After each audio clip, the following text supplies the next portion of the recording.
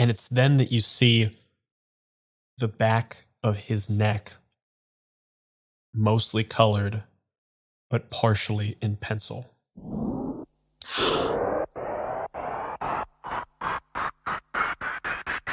This isn't Danny. You see the statues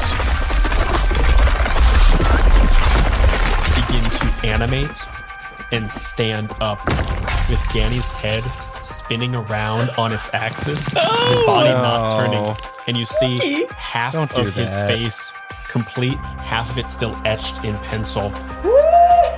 This simply an automaton of your quarry. They stand up, moving towards you. You hear a voice overhead projected from somewhere, someplace. You hear Danny say, "Listen, I'd much rather play with you guys, but I have to stay. You don't understand. I have to stay.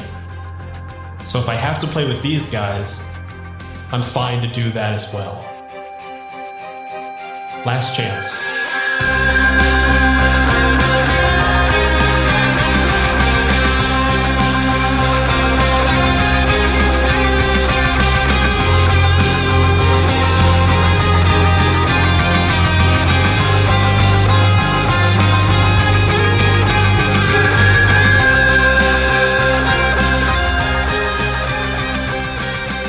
Oh my god. I thought this was going to be bread for a second. I was like, it's all been a long con! And then he rips off the mask when it's Suzanne. And The longest of cons. the longest con, mom con. Are these like robotic animatronic like robot things? Yeah, these are some kind of animatronic creatures. Could I try and hack them? Ooh, yeah, you can. You definitely should. You definitely can. Go ahead and roll your intelligence pool plus your Neo die. Okie dokie. Come on. Oh boy. 2, 3, and a 6. 2, 3, and a 6. Their defense is 1, so I'm gonna say you're not getting through on that. Oh, Your heads-up display blips up as you see these 6 icons kind of pop up on your heads-up display, showing that all 6 of these, the 5 of you as well as Danny, are all automatons.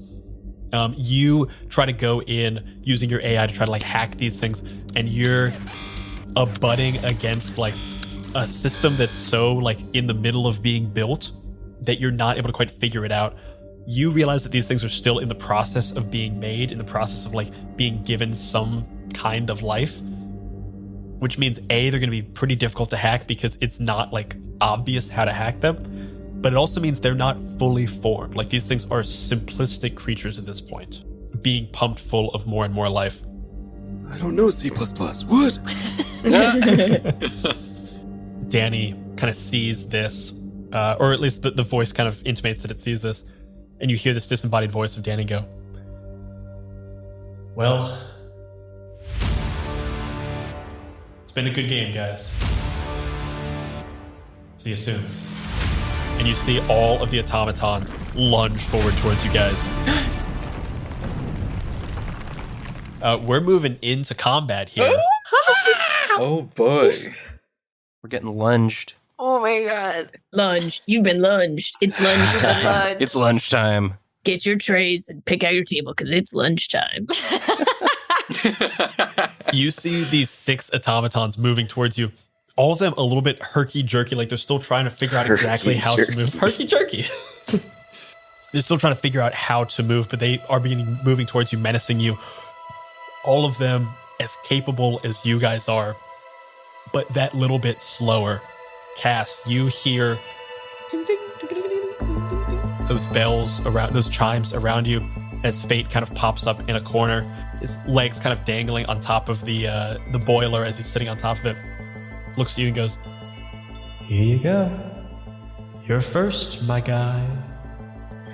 All right. Here's a question. Since it seems like not gonna be here much longer. So far, the only thing you've asked me for is to turn left at a certain point. I'll add to that if you want. If there's anything else you want, I'd love to be able to cast 2 of my scriptures instead of just one. Oh! This game is great because it just allows player in world to ask, "Hey, can I level up real quick?"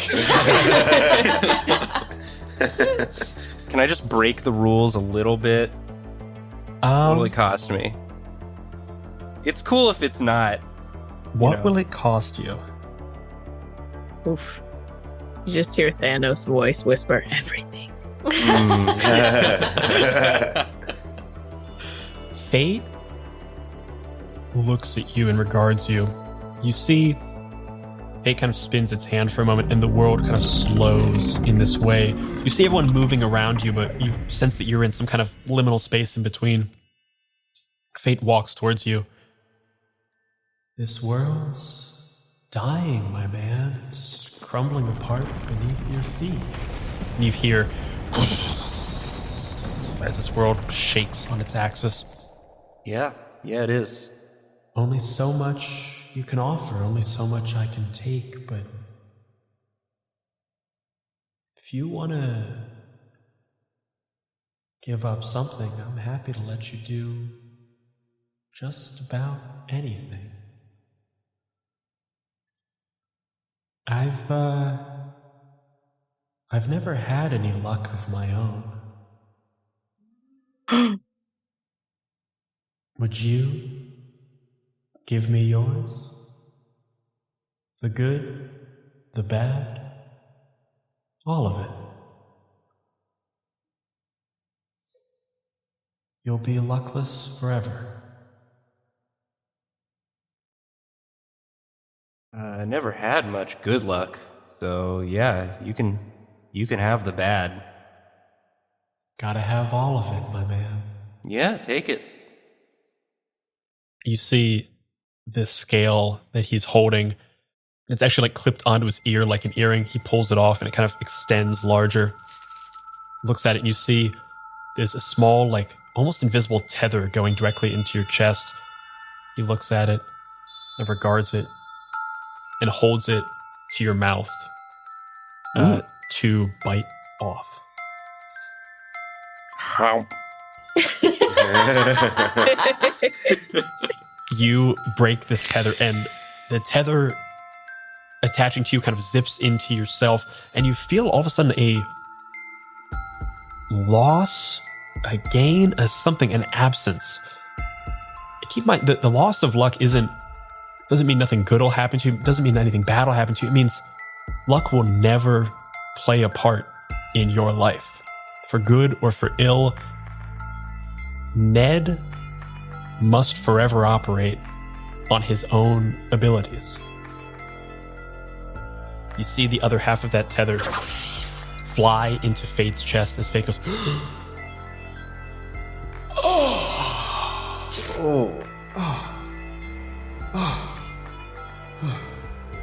You're gonna be stubbing your toes a lot.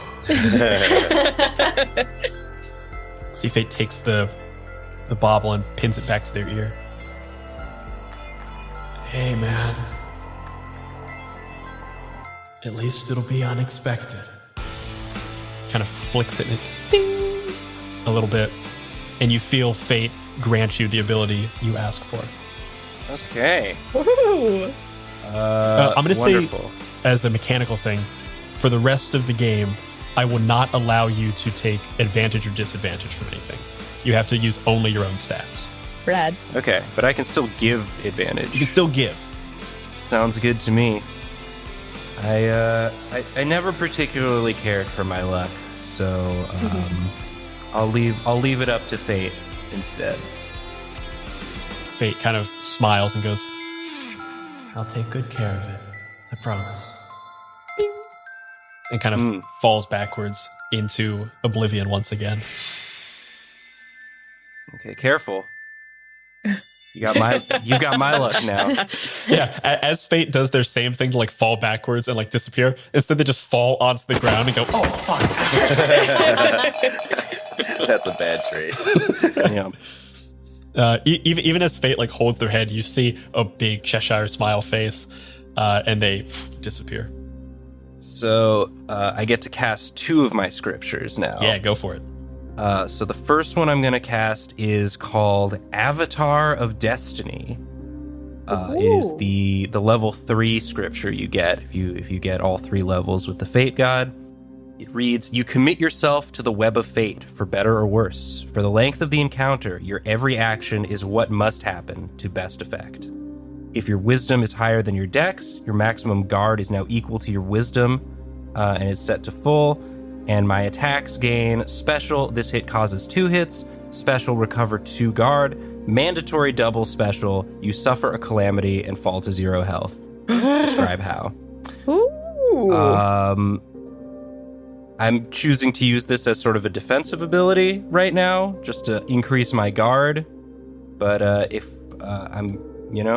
it comes down to needing to attack, we will. We might have to roll. We might have to take that chance. So yeah, my luck is gone. I am fully connected to whatever must happen going forward. And then I'm going to do my prophecy Hell yeah. scripture as well. Try and help y'all out. Go and roll your wisdom dice pool. See how many advantages and disadvantages you can give out. Okay. 2 6s, a 4 and a 5, and a 3. So that's 4, and I think your special gets you 1 more. So I think that's 5 advantages you can give out.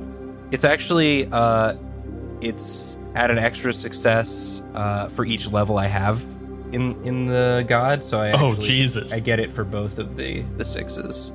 So how many is that? So that's 6 advantages or disadvantages I can Whoa. provide. Wild. Wow. And I can also now it's also you can apply up to as many per roll as level I have in this god, so I could give up to 3 advantages or disadvantages on a single roll. Wow. At a time. Wild. Crazy. Wild. But yeah, so we've got 6 to play around with. I'm looking at the scales. I'm no longer bound by luck, only fate. And that's gonna do it for me. The scales appear in front of you, and this pile of heavy stones appears in your hand as you kind of move them about in your hand in this practiced way, knowing exactly how to maneuver fate, though one of these scales now missing, taken by your patron.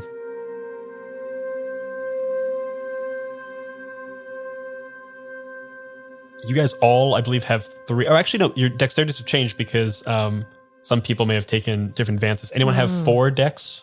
I do. Yeah. Which one of you wants to go first? Viper acts quick and acts fast. I also leveled up, and I took a spell, and my spell is Summon Sinister Doll. So I can craft a creepy doll, which is statted as a living servant that can follow your direct orders, but lacks the means to act under its own initiative. You can be in telepathic contact with it at will over any distance. So, did we learn what Danny's greatest fear, or what he trusts most? No, because it wasn't really Danny, right? Yeah, you right. didn't because you didn't have a proper target. I'll say you still retain your 1 level of. Oh, thing. okay, cool. Because like you try to vent it, you don't find a target. Oh, cool. So I would like to summon a sinister doll that is in the shape. What was Danny's? This is a RP question for Brian, I guess. What was Danny's least favorite teacher in our school? Least favorite, I think the woodshop teacher. Mr. Haberdash. Mr. Haberdash, yeah. Okay. He was this like very, very diminutive man, bald, but with like a push broom mustache. Well, And he was also missing What like a a portion combo. of a pinky because of a woodworking accident. so this is perfect. So suddenly you see out of a pile of chairs and like debris in the corner, you see it clanked together, and made totally out of wood, you see this sinister doll looking like kind of Pinocchio-like, but looks an exact replica of our wood teacher, except instead of just missing that one finger, all of his fingers are cut off at the second joint. So he's just got these stubby little hands. It's a sinister doll. It's supposed to be creepy. Nightmare fuel. It's supposed to be awful. But they're still dexterous, and you can see that I telepathically message it to go towards the shadow Danny and try and get the D20 from its eye. The shadow, like the automaton Danny? Yeah, the automaton Danny, because we still saw the D20 there, or you didn't was see the that... D20 in the automaton. The automaton's like, he's like replaced himself when we came here. Okay. If you want to, you could have it like search for Danny or something. Have it search for Danny. Yeah, I'll have it search out Danny and try and telepathically message me his location if he finds him. Hell yeah. Go ahead and roll me I guess, intelligence check? Okie dokie. To try to like have this thing try to find Danny. Okay. You can for sure take an advantage on that. I will need it. So I'm going to roll an extra. Oh, yes. I got a 6 on the advantage. And I had a 1 and a 2 on the other, but I got a 6 on the advantage. Yeah. Hell yeah.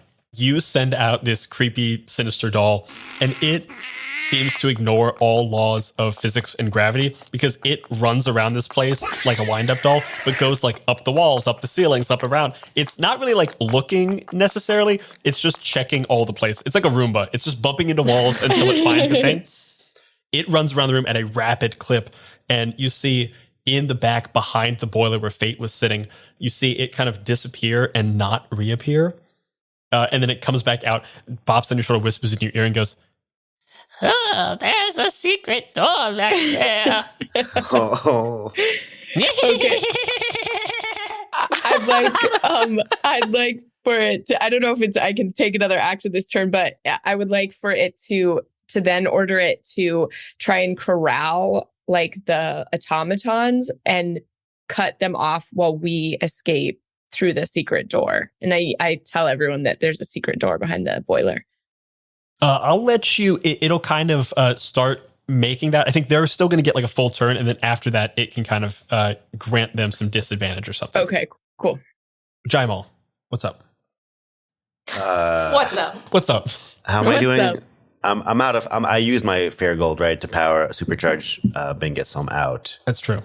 What's my time at in terms of how long in the day? How much of a day have we advanced? You guys are like midday into evening, so you still have like time on that clock with Big Bingus. Okay. Big Bingus had been waiting outside. You're more than welcome to try to call him in if you want. Oh God.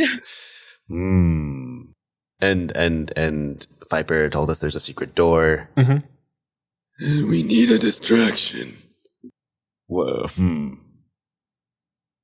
I kind of want to call Big Bingus in. Wait, Big Bingus is like the cat, the living one, and Wingus is the mech, Oh, right? so yeah, I guess Wingus, both of them are here. You only have like actual control telepathically of Wingus. Okay.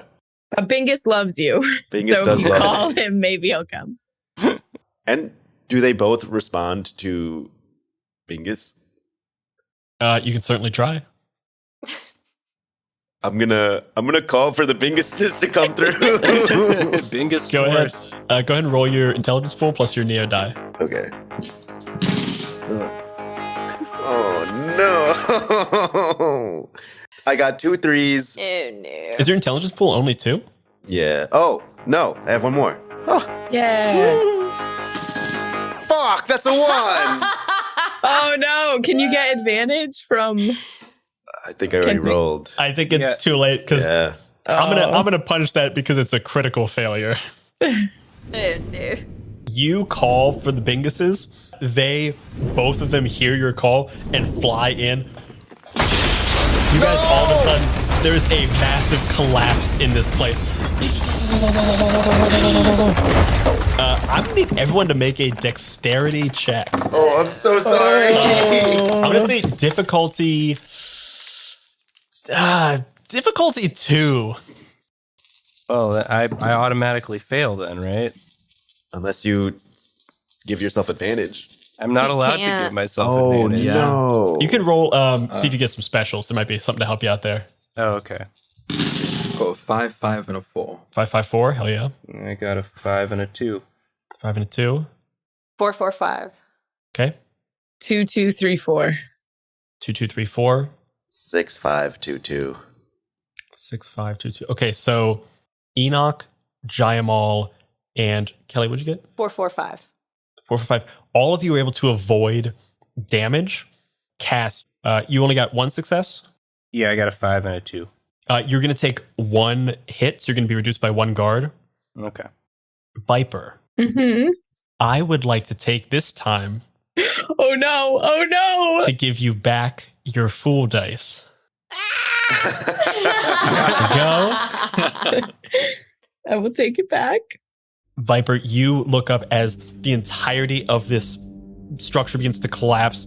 You move out of the way as best you can with your impressive physique and dexterity, and all of a sudden you find yourself slammed, pinned to the ground underneath a large pillar. You try to force it up, but it is not moving anywhere. You've got the majority of a house on top of you. That was Jayamal, Kelly. I'm so sorry, guys. Do I take any? Do I take damage? Do I lose? You will. You'll lose. How many successes did you roll? Roll one I had success. 2 2s, a 4, and a 3. So you'll take 1. You'll lose 1 guard. Okay. Oh no. Kelly and Ingrid, you both, I believe, have the same dexterity. Yeah. 3. Yeah, same. Who wants to move first? Wait, do the automatons don't have to roll to get out of the way of this They thing? should have to roll to get out of the way. Very fair. Very fair. Yeah, Brian. Oh wow, their dex is bad too. Hell yeah. It is. One of them just rolled 2 6s. Fuck. Damn it. Oh. One of them rolled a 4 and a 5. Damn it. Aw. One of them rolled no successes. Yeah. Yeah. 2 successes. Boo. 2 1s. That one's just dead. Yeah. That was Ned's best way. It's like Ned still has bad luck. He was too busy playing the game. Forgot. Never got up from the table. Yeah, tunnel vision. We're kind of like, that one's actually kind of sad that one died. It could be kind of chill. We could actually maybe hang out with that one. That one seemed pretty okay. He was late to lunge. You see Ned's one just gets fully impaled and stops moving. The other 5, 2 of them have their guard reduced to 0, so they're only on their health. The rest of them have their guard reduced down to 1. Kelly, were you going next? All right, Kelly's first thing she's gonna do is she's gonna take her ice axe in one hand. She's gonna keep them together for this move and just take a swing at whatever one of the automatons is closest to her. Okay. Go ahead and roll an attack. Dex pool. Okay. Okay. That is a 2, a 4, a 5, and a 6.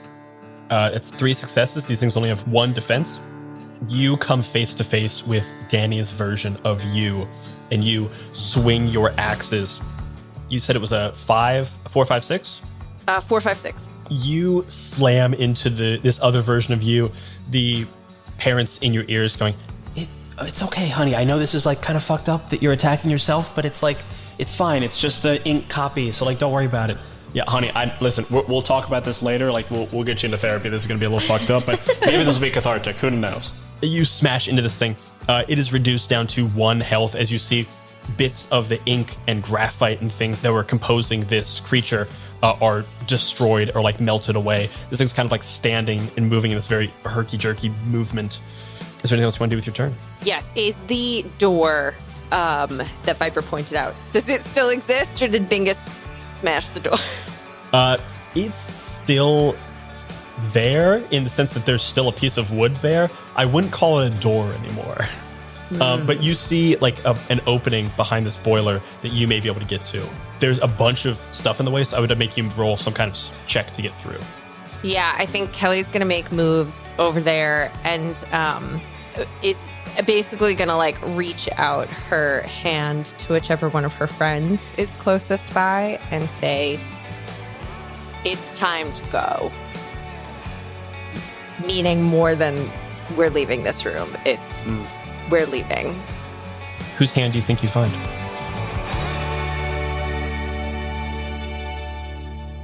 I think instinctually it's reaching for Cass because in real world situations, Ned would have been the person who like needed a helping hand. So that's who she's sort of reaching for. You grab onto Cass's hand and you guys begin to run through this area. I'll say, Kelly, go ahead and make a strength check or a dexterity check to try to like maneuver your way through this thing. My dex is better. Am I adding my D8? No, because this is just like you trying to move through a space. But you can take an advantage. Oh, okay, cool. It did not help me. Oh. I got a 6, a 3, and 2 1s. You move through this space as best you can, but there's a lot of debris in here. You move closer to this door, but you're not quite inside. You see, however, from inside this room, a glowing, pulsing blue and yellow light. It seems to be almost like a disco ball. You see these lights kind of spinning in some kind of way. You're too far away to really see what's going on, but you see something is happening in this space. Okay. Ingrid, you look over and you see this light, this menagerie of light beginning to come and emanate from this door. And you see these automatons spread out in front of you. Some of them collapsed on the ground, kind of interposing themselves between you and this door. And you see Viper pinned underneath this beam, using the best of her might to try to force herself out. How many of the automatons are left right now? There are 5 left. The automaton Kelly is looking very hurt. The other ones are at varying degrees of damage. And I have my puppet that can maybe help me after this too, if you want to attack them. I want to try something, and if it works out, yeah, we'll try it. I this whole time, at the very least at the beginning, when I saw these weird facsimiles, these silhouettes, these shadows of us, I think I was just getting progressively angry. Just seeing how much we've had to go through just to go back home, and I think especially seeing after noticing that it's not something taking control of Danny, I think it's kind of like kind of the type of anger you have with a kid when they do something like stupid and hurt themselves. Like you're angry that they did it, but obviously you care about them as well, so you want to like save them. So it's a whole bunch of emotions right now, and I think he's gonna reach in, and I'm gonna use the voice, and I'm gonna use the control feature of it, and I'm gonna try and control all of these automatons. Ooh. That's the goal anyway. We'll see if it works. What? I need to roll pretty high. Which emotion are you trying to pull on? Are you trying to pull on fear, or are you trying to pull on trust? Trust. Yeah. And I'm even going to push it into admiration, or at least try to. Before you roll that, I want you to roll a wisdom check for me. Okay. 2 4s. You see these things, they are partially formed. You see aspects of yourself reflected in them. You don't know how receptive these things will be to the voice, or if there is a mind there to fully control. But if there is, you know it'll be harder to push through. Yeah. Okay. So you can definitely do it, but I think it's going to be just that little bit harder because these things are like of half a mind at this point. They're still being formed. Yeah. Yeah. I'll still try it. I'm still gonna Give you an advantage on that for sure. Yeah. Thank you. I'm going to say mechanically. So are you trying to control as many as possible? Yes. You're essentially going to remove one more success because of their like partially formed mind. Oh, one more. One more for each, or one more in total? One more for each would be too much. Let's say 2 total. 2 total. Okay. So I rolled a 4 on the D4.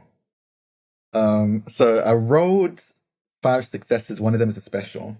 A 4 on the D4. Jesus, dude. He's gonna fuck shit up. So what's the highest? What's the highest you can get to before you subtract 2? before I subtract 2, I'm not going to do the Oh, highest. okay. I think there's a thing I need to do for this. So I took one of the things I leveled up in was that I remove 1 less success per target, so I don't have to reduce as Oh, much. nice. But I lose 2 anyway because of them being half of mine. Mm-hmm. So I have 3 left over, and then yes, I have 3 left over. Then I bump it up to a 5, then down to a 4 again, then up to a 5. So There's so much math. Fucking wild. So 5, all-consuming admiration, and if it's higher than the willpower, which I honestly doubt, that I get complete control over all of them. Whoa.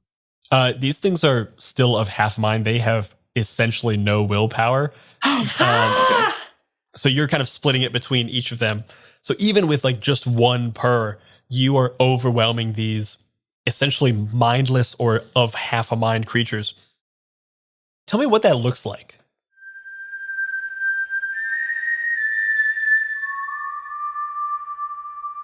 Yeah, I think it's honestly very unnerving for anyone that's around as well.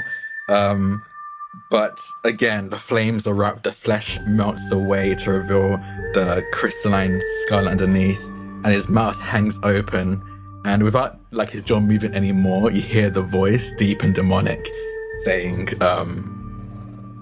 "The purpose you've been given is pathetic. Useless. Unfinished automatons, but rejoice, for I'll give you purpose." And I'm just gonna walk past them and just say, "Follow me." This is so cool. And I'm gonna walk into the door. You walk past these versions of you. You see yourself, you see Jaimal, you see Kelly, Anna. You see Ned, unfortunately, his is already smashed, and it's just like kind of an ink stain on the floor. And you move through them, and they begin to stop, regard you, and move to the side, almost like let you pass. And as you start to walk between this column of these ink and graphite people, you see them move in front of you and begin to move all of the various timber and debris out of the way, clearing your path towards this door.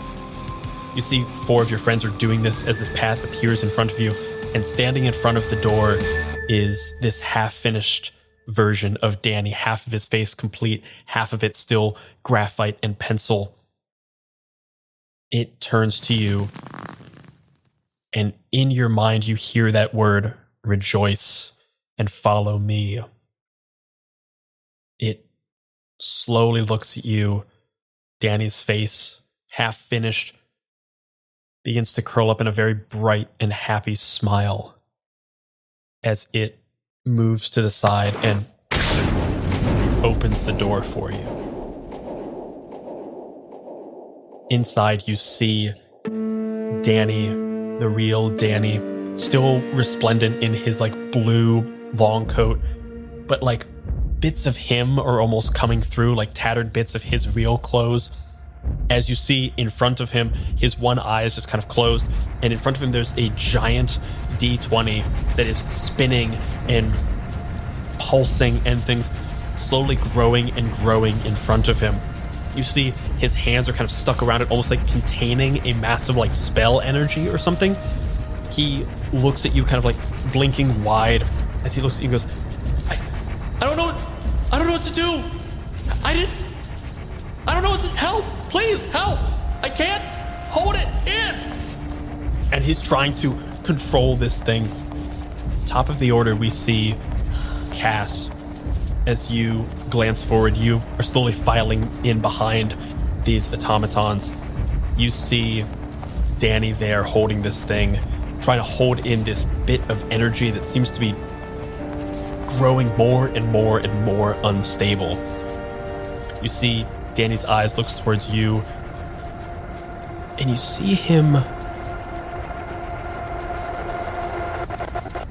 His face has mellowed a little bit without this entity inside of him for the moment. It seems to be he's trying to contain it as best he can, but seems like he is losing that battle. What do you do? I try to help. I try to help him control it, I guess. He's my friend reaching out for help. I want to help. You move forward and he extends a hand out to you and goes, "Please just grab my hand. We gotta go." Oh, is he doing a trick? I hope he's not doing a trick.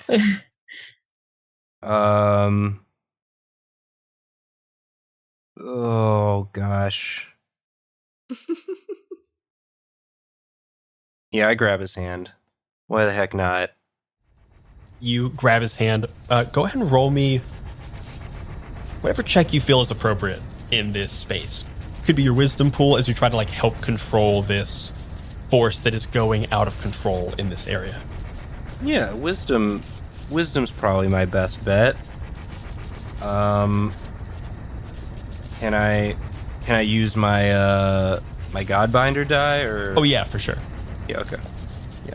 Gonna try and use all of the powers of fate at my disposal to influence it towards controlling this thing. Okay, I got a 1, a 2, a 3, and 2 6s. 1 and 2 and 3 and 2. Hell yeah. You grab onto Danny's hand and you feel a pulse of energy as you feel this, whatever has been controlling Danny, you feel that kind of force itself into you through this connection in his hand, and you help Danny try to fight it off. You can feel Danny's hand squeezing you as he is trying to force this thing out of him, whatever power is holding on to him, and you, using whatever powers or fate you have, try to help force it out of him, but you feel it coursing through your body, and you recognize this power. It's the same thrall that sometimes hit you when you controlled someone else's fate. It's the same lull of this place that wants to keep you here, and you do your best to force it out.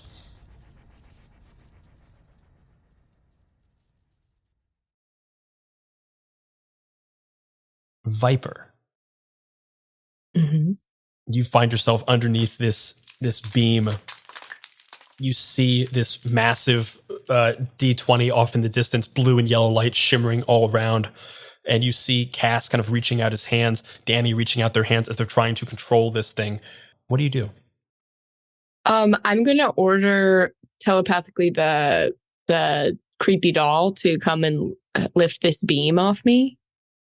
Hell yeah. Go ahead and roll I guess a strength check. Okay, I'll say strength or charisma. Okay, I'll roll charisma because that's higher. And you do have your full dice back if you want to use it.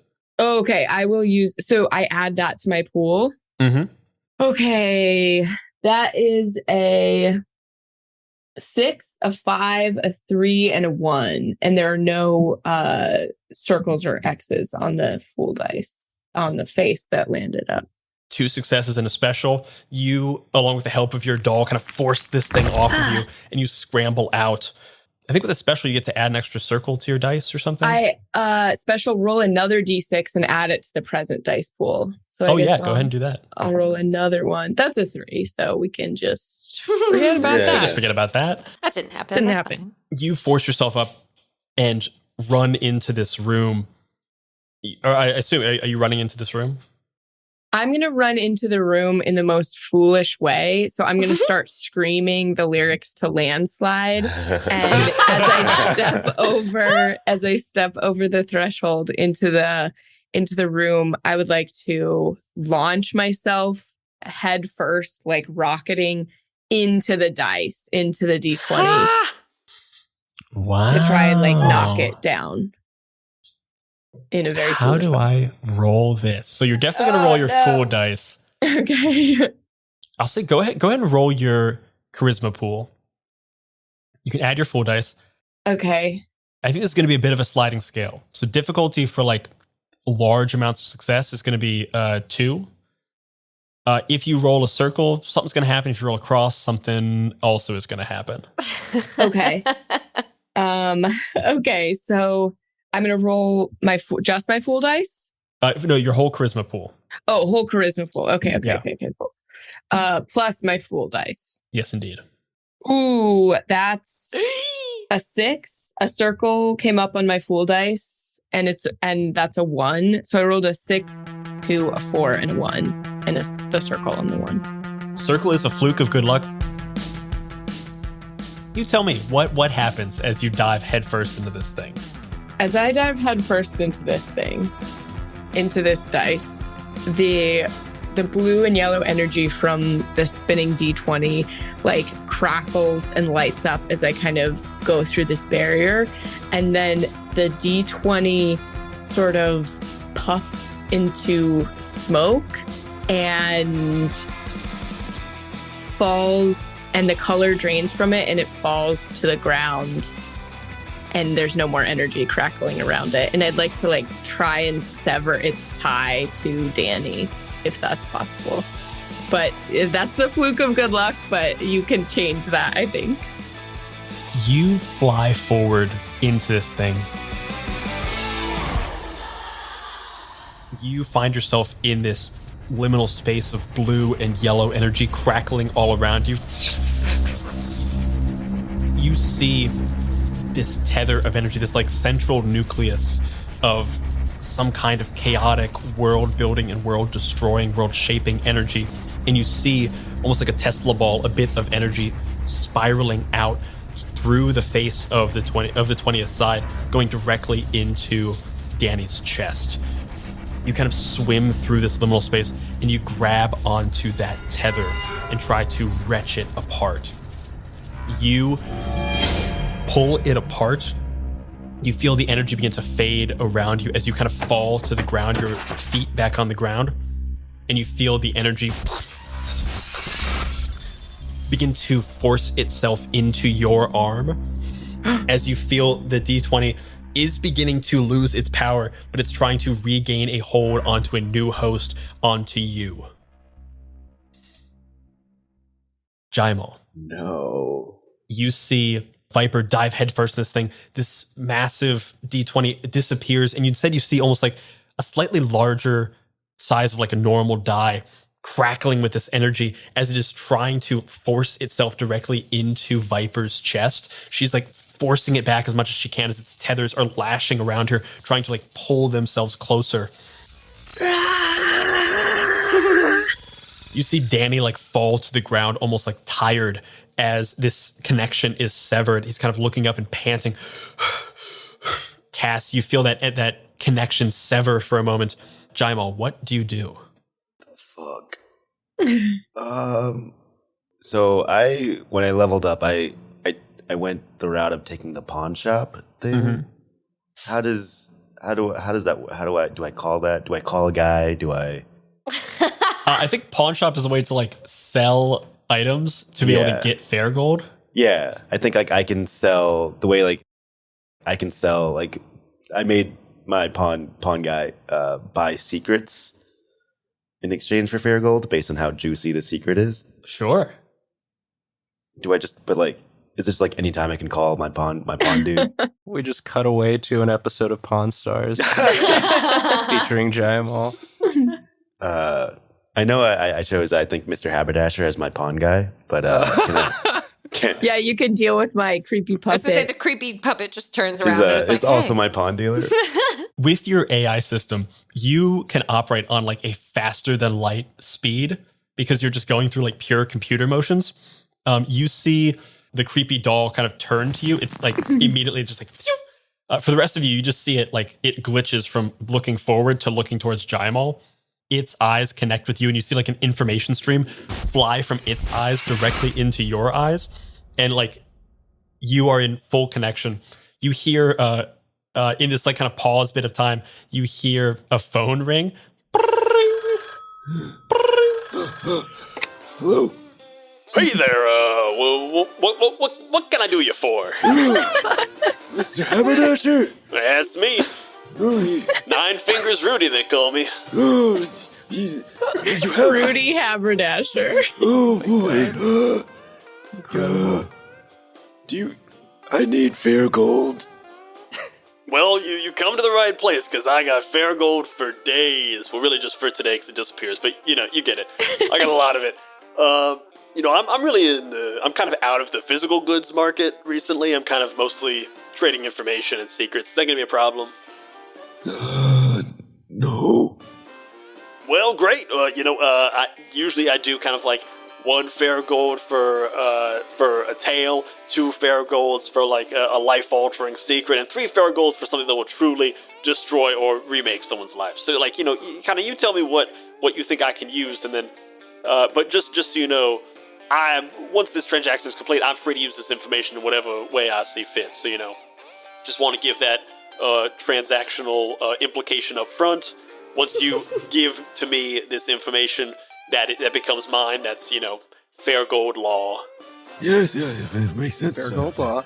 I like put my hand to like the phone, and I'm like, "Hey guys, does anyone have a secret I can sell?" We already busted our big secret with Ned's grandma. Oh no! Wait, does Mr. Haberdasher doesn't know that? That is true, That's actually. a good He doesn't secret, know yeah. that. Yeah. And I go back on the phone. I'm like, "Hey, Mr. Haberdasher, did you? I don't know if you remember this. Actually, you don't. You wouldn't remember this. But back in high school, Danny and us, we pretended to be Ned's grandma for a week so he wouldn't be sad during finals." Well, now see, that's one of those kind of secrets that's, it's kind of already floating out there. I've kind of got a sensor right here that You says whether already or not it's out there. I didn't necessarily know the secret, but I know that it's available to some other people. I could give you like a fair penny or something, but if you want a piece of fair gold, you're gonna have to give me something that ain't nobody knows. Oh fuck! You got Okay. any secrets about Brett? I put down the phone. I go. He already knows. He already knows about that one. The company I'm working for Uh-huh. up on my side, I mean, it's pretty obvious. I think most like CEOs are doing this, but my one in particular is definitely laundering some money. Great. Some of the numbers weren't adding up, but I don't want to say anything because if I do, I'll probably get fired. Amazing. I sleep in my cab sometimes. I love. Okay, we have 2. Anybody else? Okay, great. We have 2. Hey, Mr. Haberdasher, I got 2 big ones. Turns out, Enoch's been laundering money. Not me, my boss. Oh my boss has been laundering money. And sometimes, every now and again, Viper's Anna Viper. Anna has been sleeping in her car. You see, you hear like a calculator, like one of those old-fashioned calculators, like Yeah, I guess I can give you like a piece of fair gold for that information. That seems pretty fair. What? I mean, listen. Both of these seem like things that are easily discoverable. If you give me something deep, dirty, I can give you more. But, I'm just telling you what the numbers are telling me. Oh, fine. Just give me the one. I'll call you back later. I'll tell you, if you want to divulge something that no one at the table knows about Jayamal, I'll say that you can have a second piece of fair gold. Like if you tell him something that has not yet been revealed about your character that you would not want that you've been keeping from everyone else at the table. And do I have to tell them at the table right now? Are they going to hear it? Do we hear him on the phone? I guess they probably wouldn't because he wants to keep it secret, but you've got to tell him this thing. Okay, well, let me know how much fair gold this is going to cost, so that'll probably decide what I do. But I want to get the fair gold, and I don't think this is really in the game, but hopefully, whatever. I want to supercharge my hacking ability so I can hack the Well, yeah, dice. you can do that for sure. Okay. Is that going to cost more than 1 fair gold? Probably, yeah.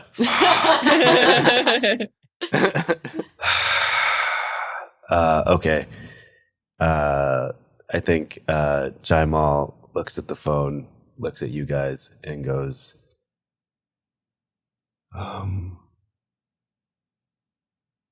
okay, Mr. Haberdasher,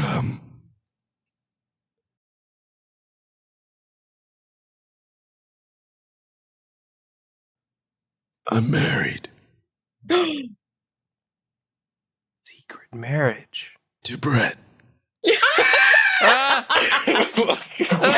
Oh my god! Incredible. Oh my god! Wow. They eloped. Was hoping that it was something like that. Oh my God. Amazing.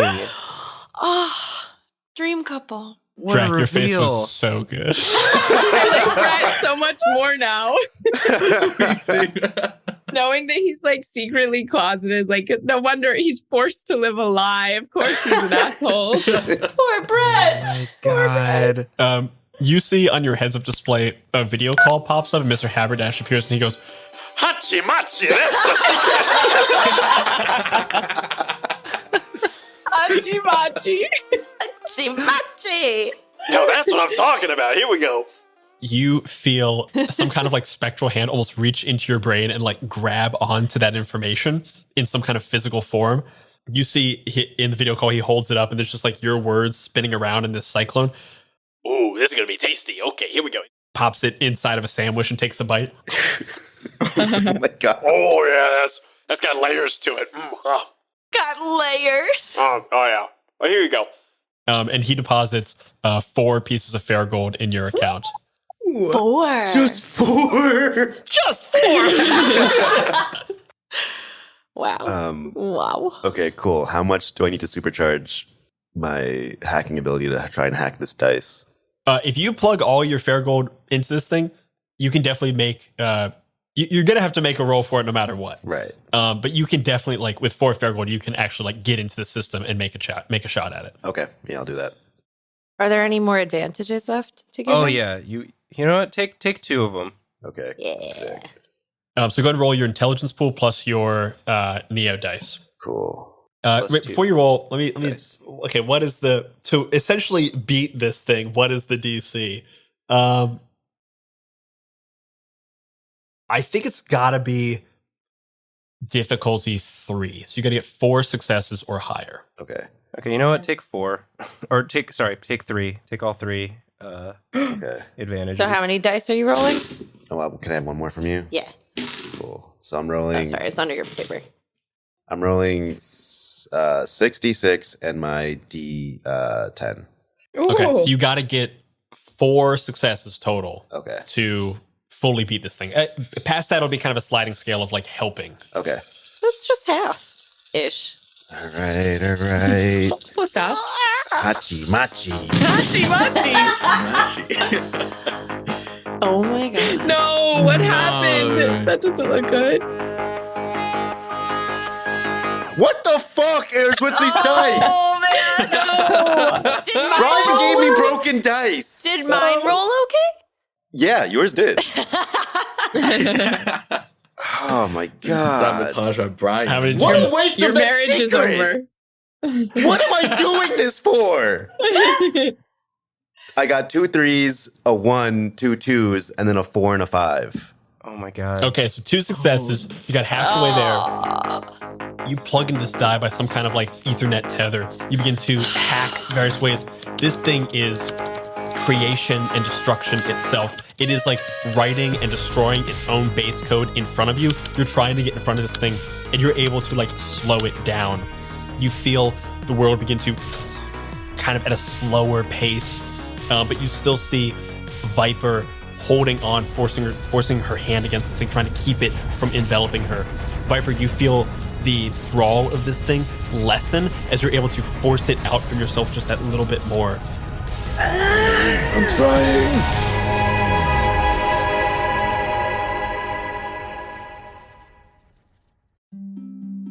Midnight Muscadines is a cozy, dark tabletop role-playing game where light and shadow intertwine in a fractured world.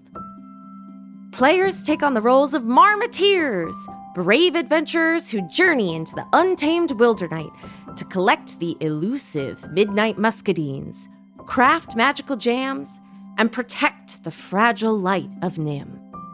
Through collaborative storytelling and resourceful gameplay, players weave tales of courage, community, and the pursuit of balance. Will you preserve the light uncover the truths hidden in the shadows, or reshape the balance of the world forever. Midnight Muscadines is perfect for fans of Studio Ghibli and Sea of Stars who seek to capture the magic of exploration and the heartfelt adventure in a world where small heroes make a big impact. Play Midnight Muscadines as a traditional GM'd game, GMless, or even solo. Midnight Muscadines is crowdfunding now on BackerKit. Join the campaign at pandeongames.com/muscadines. I'm Quinns of tabletop role-playing game review show Quinn's Quest, and this is Play to Find Out. Play to Find Out is an actual play podcast that brings notorious old games from the 80s and 90s back to the table. Each season of Play to Find Out, I'm joined by Emily Johnson and Rob Morgan. Good? Nervous? Yeah. You both looked at each other really concerned, like you think what's about to happen is going to be unpleasant. And frankly, I think that's rude. And together, we explore the TTRPGs of ages gone by.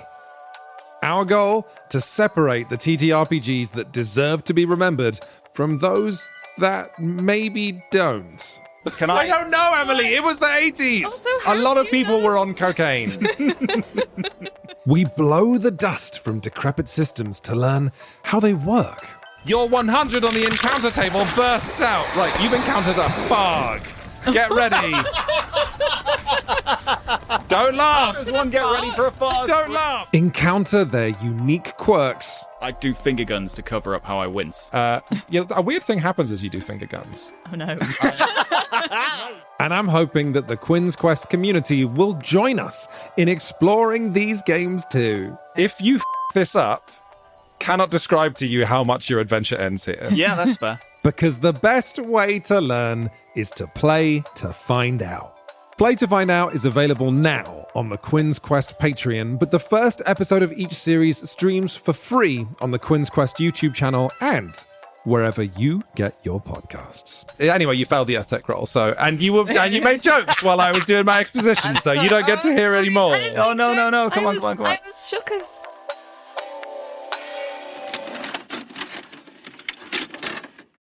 Ingrid and Kelly. You guys are both up next. What do you guys want to do? I burned all my prophecies, guys. It's up to you. Do you care which order we go in? You guys can act in whatever order or together if you want. I would like to do something. I want to boost Go for it. Kelly. Because this feels like something Kelly can do the finishing blow for.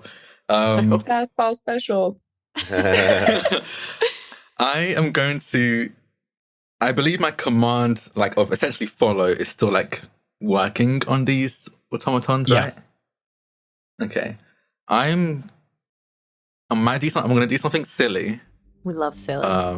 But I need to. I'm going to go back into the basement, back into the room, and have those automatons follow me. Mm-hmm. And then I'm going to drop control of them, because I need to be able to use my voice again to do this. So I want to, put a distance between the automatons and the rest of the group so they have time to act. And then I'm going to, again, yell to Kelly with an I. Actually, no. I only have to Kelly with a Y. I believe in Kelly with a Y. And just yell, again in this demonic voice, still the crystalline skull. Kelly, we've always had our back. I've got yours, but we need you now. And I'm going to use my voice and boost Kelly up to a... Oh, this is... I'm going to... We'll see what I boost Kelly up to. I don't know what I roll. Kelly becomes a god. Okay. So I rolled a 3, starting off as a 3 on the intensity. You've rolled wild with that die. I didn't roll great on the die, though. Okay, so... I'm going to boost Kelly's trust. So this is going to be, I'm going to go with the trust and emotional spoke of the will. And I'm going to boost you up to I want to beat you up to a 6, but it says likely lethal, and I don't want to kill you. I'll say within her scale, 6+ is inhuman. With creative violence, you can defeat a god, hope, or yourself. Do you think you can handle it? I don't know how the likely lethal part works, because it just says that. There doesn't seem to be like a roll or anything. I think that's up to the GM, I guess. I mean, we're paragons. We're not your average Yeah. schmo. That is true. You gotta trust that it's gonna work out, man. Yeah, you know, you're right. I'm gonna trust that it's gonna work out. I rolled 3 successes, without including the D4. It was a 4, 5, and a 6. Can my special be that I don't kill Kelly? So I rolled a 6. I'll let you, with your special, hold on to this voice and kind of like make sure it stays tethered.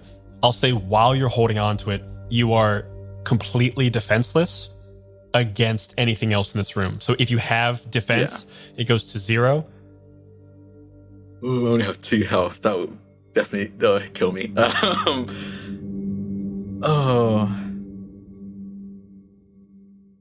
Okay, actually, another ability I got in my level up is a working artist. It says, once per adventure, declare who owes you a favor and say what you did to earn it. Sure. Ooh. Oh, that's fun. I think Ingrid, not necessarily Enoch, but whatever backstory Ingrid had, saved Fate. Wow. Ooh. Love that. Yeah. Whoa. Because of that, owes Ingrid a favor. Badass. That's cool. Yeah, so I think instead, I still yelled that to Kelly, because I do think Kelly's the only one that can really fully help us. Oh, man. The favor I'm going to ask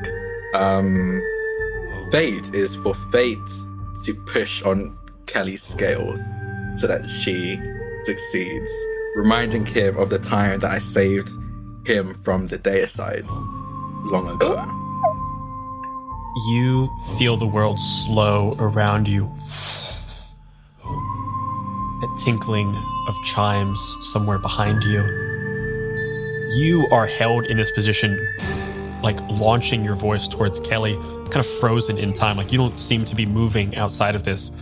You feel breath on your neck as you hear a voice over your right shoulder. You sure this is what you want to use it for? This will make us even. And I hate owing a debt.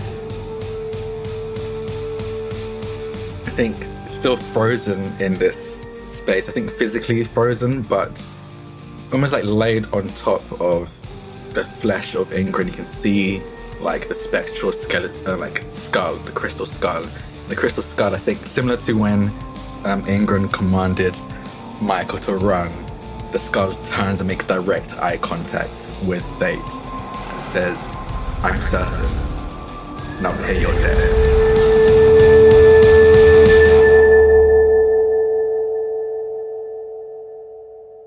You see Fate's ice blue eyes and Cheshire smile break for a moment at you commanding it, not with your voice, but with something even more powerful, calling in a favor from Fate itself.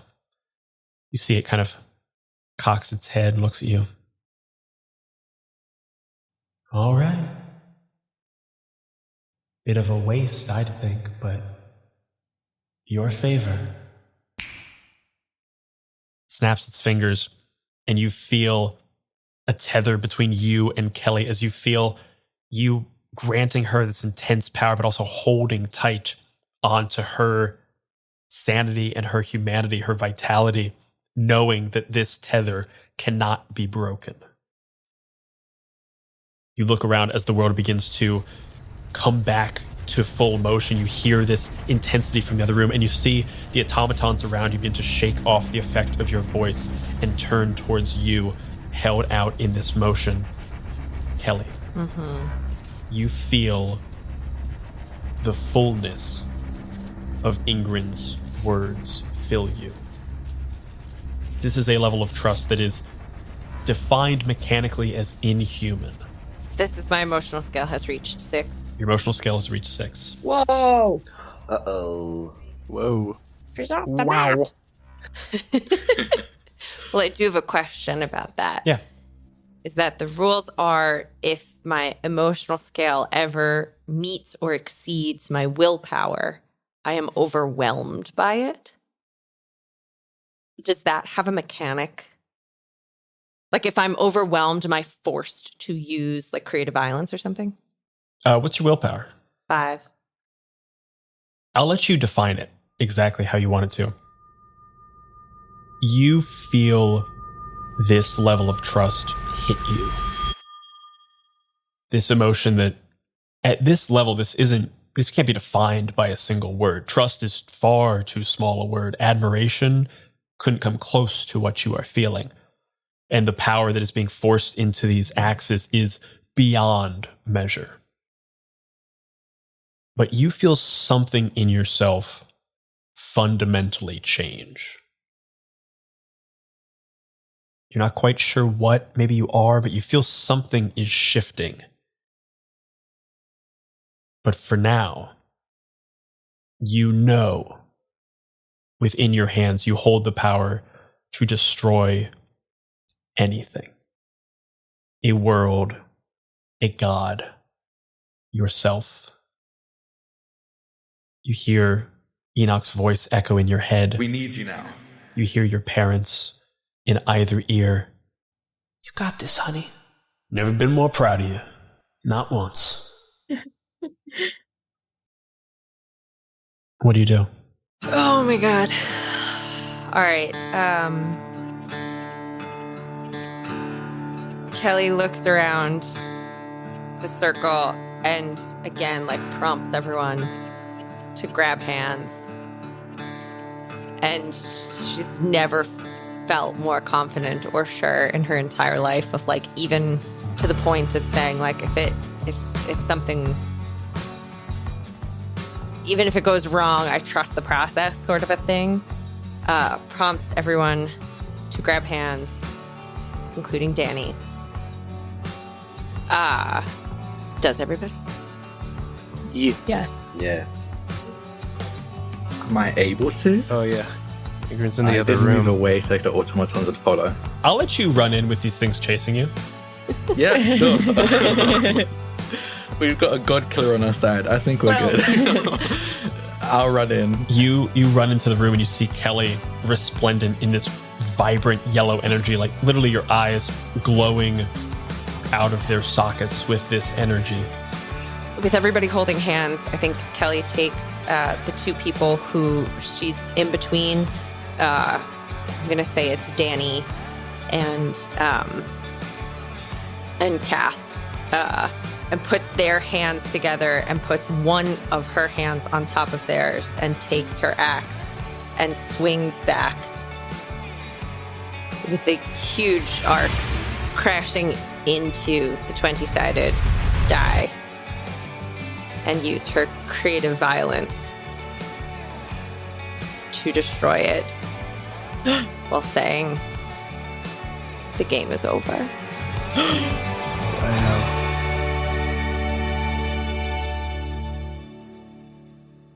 You guys feel this energy coursing through you as you all connect hands like completing a circuit.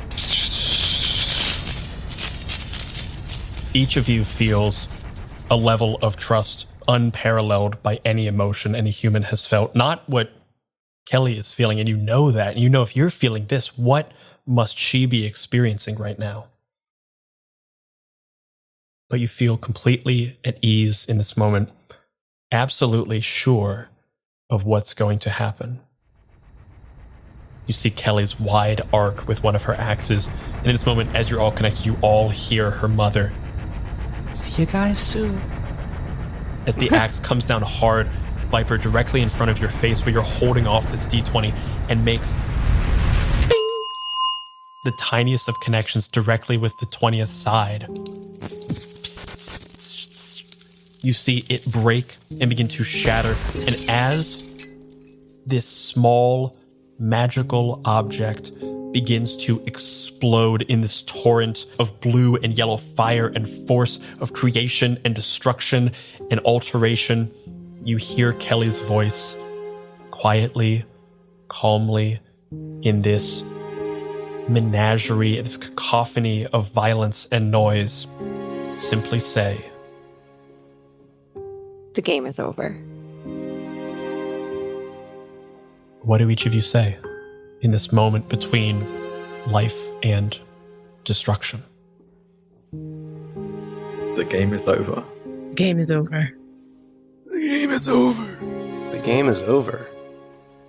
You guys all say that, and you turn to look at Danny.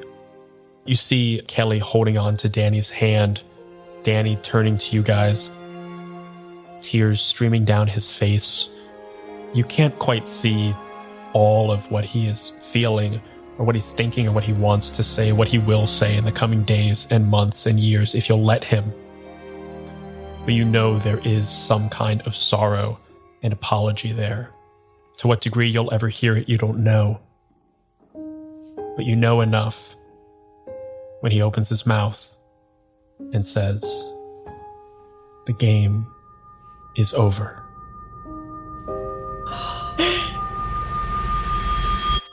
Yeah.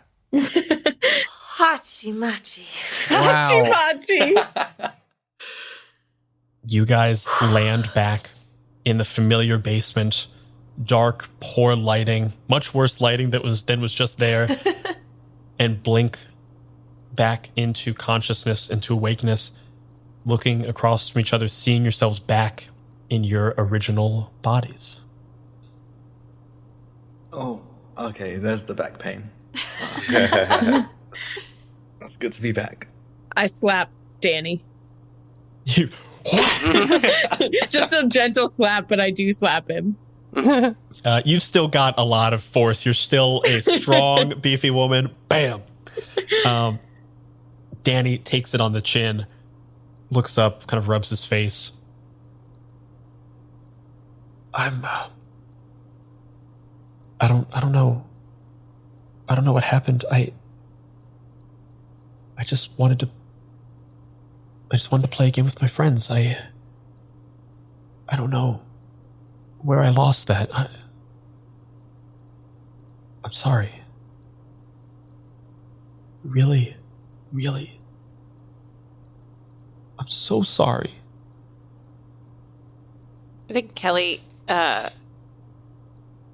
having felt the inhuman level of trust, even in the other realm or the other worlds, Clorthalion, it's had a lasting effect on her. And girl's chill. And so she takes Danny's hand, and on her face, it's clear it's so genuine and real and sincere. She says, it's okay, Danny. We can play games anytime. Yeah, man, just give us all the info ahead of time.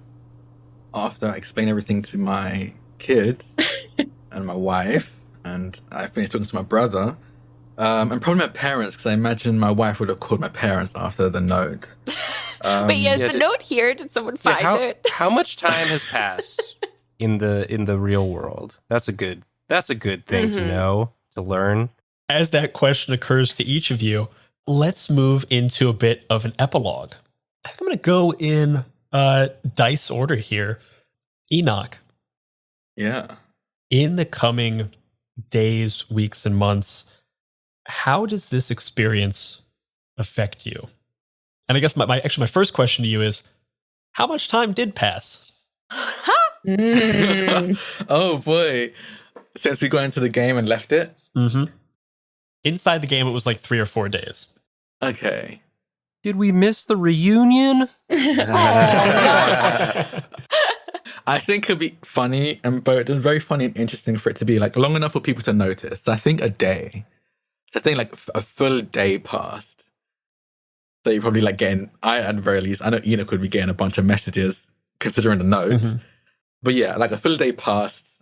At the very least, I know Kelly's parents would have probably noticed, because I imagine Suzanne's like the kind of person to be like, do you want snacks? And notice no one's in the basement anymore.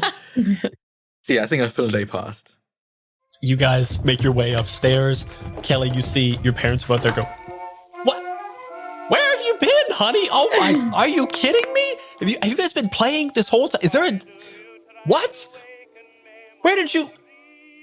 I made special bonbons, gluten-free, and they went cold. Look at them. Look at them. They're sad now.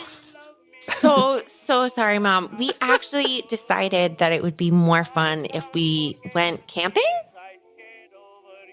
So we went camping for a day. That's why, like, we didn't have phones, we didn't have service.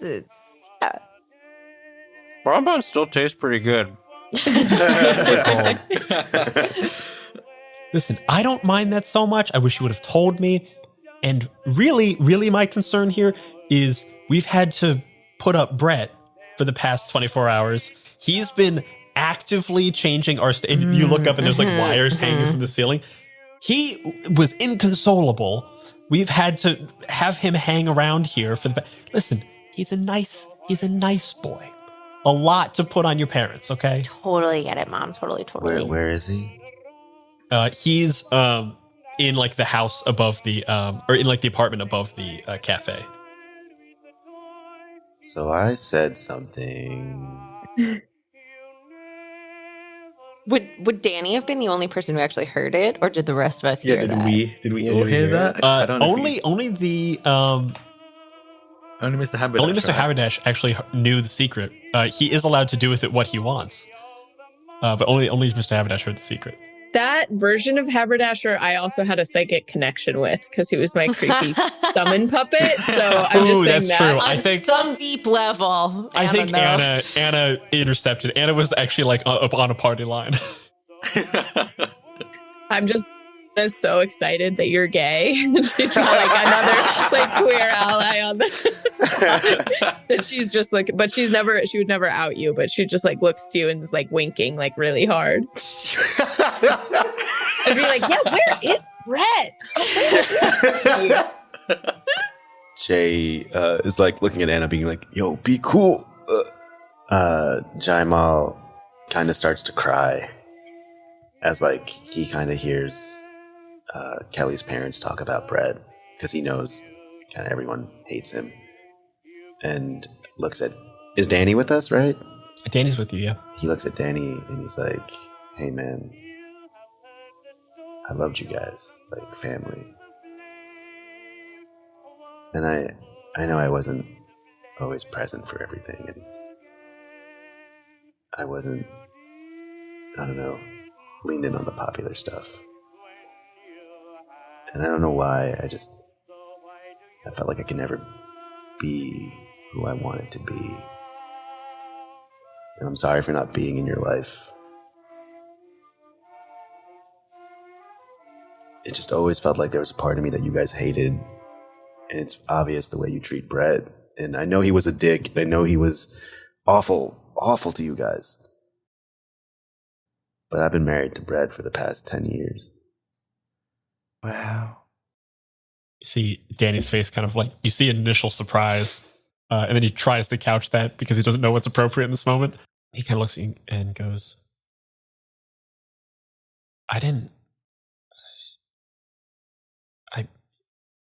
okay, let me just address real quick. I feel really bad about making him a soul-sucking vampire. That feels bad.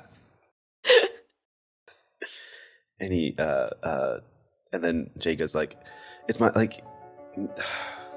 fault. I was afraid to come out. I didn't know what that would do to my career, and I kind of forced Brett, and he's been such a great partner. He's actually really sweet and like a nice guy. He isn't a DJ. He hates that music, but Danny, he loved your book. He loves your writing. He would read it to me while I went to sleep. Whoa. He did such a good job with the speakers too. Like, it looks really professional. He did a lot of research to pull off the facade. I think it's right about now that you see Brett come in, and he's got over one shoulder like a huge thing of speakers, but over the other shoulder is like a bunch of decorating material to make it like fit in. Like, he's actually trying to upgrade it rather than like just add huge speakers. he kind of walks in, talking like amiably with Bob, and then looks at you and goes, everything clatters to the side, goes, dude, where the fuck have you been? I was so worried. And comes up, just gives you a big hug. And I like kind of push him back, and then I kiss him. Woo! He like, Yay! he kind of like pauses, looks around, he goes, "This cool? This cool?" I told them everything. Word, man. And he comes in, just gives you a big one right there. Kelly's like, Mom, go get the champagne. Anna starts squealing like way unbefitting for like someone her size. She's just like jumping up like a little girl, like tapping her hands together, like squealing. I think it's also this moment Brett overcorrects a little bit and is making out just a little harder than it should be in this moment. Whoa, okay. Huh. Hell yeah. Oh, yeah. He's like, I'm gonna busy myself looking for things. Yeah, Suzanne, I'm gonna help you find that champagne. He breaks apart and kind of looks at you and goes, don't ever do that to me again, okay? I'm so sorry. I mean, listen, if you had disappeared on like a Tuesday, that'd have been fine. But Wednesday, that's Survivor, man. Okay, I know. You and I, We love Jeff Probst. I know. That dude is hot and he can get it. All right. Oh my god. We'd never miss Survive. That sacred vow, man. That was our only wedding vow. I know. I won't be mad for very long, okay? But just like promise me you won't do. If you're gonna go somewhere Brett, with your friends, so tell I'm me. so sorry, Brett. Yes. Okay, fine. I'm so sorry. Fine.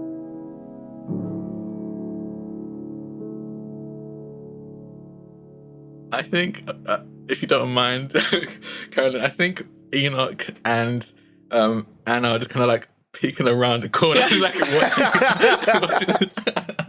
We're both just like nodding, like Just like one head stacked on top and up the other, looking around the corner. yeah.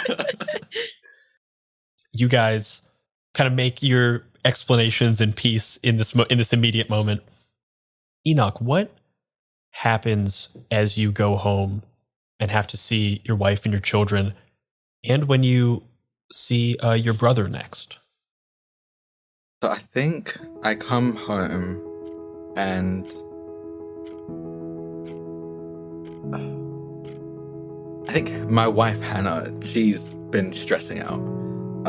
I think it's not infrequent for me to like end up like not doing like full days at work, but at the very least like coming late. And I definitely think she thought that was one of the cases in this case, but I then called when I didn't come home by like midnight. And the boss was like, it's closed. We're not like a 24-hour business. And I don't know. I think she's probably been like calling a bunch of different people, like family, friends, other co-workers, and gotten herself into a bit of a just intense worry. And I think when I show up, it's just like a lot of angry crying. Kind of like, why did you go for a full day? You didn't even say anything. You didn't tell me where you were. No one knows where you were. Eleanor, his daughter, I think is like crying, but more like crying like, my mom's crying, so I guess I'm crying. I don't know what's going on. But I was like runs and hugs Enoch, and Enoch is, I think, also in tears at this because of like how much stress he's put them through, and mentally and also I think outwardly vows to his wife, saying, I've had a terrible balance with life and work and you've put up with it for so long, and I'm so sorry. And like I pick up Eleanor and like hold her and kind of like gently rock her so she stops crying. And I like give Eleanor a kiss on the forehead. I promise I'm going to be better about it. I'm sorry I disappeared for a day. It was impromptu camping, and I just got. That's our story. Yep. Time escaped me. I suppose in the best way with friends rather than work, but it still escaped me, and I left you two behind, and I'm sorry. It's right as you say I'm sorry, even like cutting off you saying I'm sorry, your phone rings, and it's work calling you, and it is after work hours. What do you do as this phone rings? I put it out and look down at the number and up at my wife, my kid, and I end the call and go to Eleanor. I downloaded this really fun game you might like, and I'm gonna open up just like I don't know, Angry Birds, whatever, Candy Crush, something like that, and open it up and hand it to her, and just goes, if anyone calls, hit that red button, okay? And go have fun. And I let them go off to play with that. You see her holding her like regular size iPhone in both of her hands, like it's a old fashioned Game Boy. You go, yeah.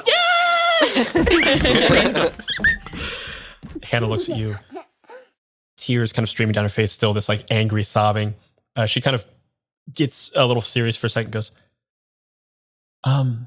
so I was upset. I did. I may have cursed out your boss just a little bit when they called, just a little bit. So you might have to deal with that later, but I'm sorry. We'll do that on work hours. I wasn't at my best, but, no, honestly, I think that is one of your best. Thank you. It felt, you probably said everything I couldn't say. It felt so good. It felt so good. I love you. I love you too. I'm just happy you're home. Okay. And let's try to have you be home any bit more. I listen, I know you love your job. I know you want to work. I know this is good and fulfilling, but I just need a little bit more. Doesn't have to be a lot, just a little bit more. Oh, you and Eleanor are fulfilling for me. I will give you more. Actually, in fact, my friend Jay, they recommended Survivor. To watch together. I think it's on today. You see her eyes kind of look at you a little weird, and she goes, I guess we could try an episode, in the exact cadence of someone who is definitely going to start getting obsessed with Survivor.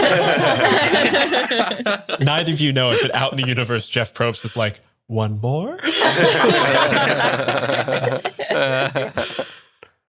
And then it's a few days later, and you happen by your parents' house for this reason or that, and your brother is there.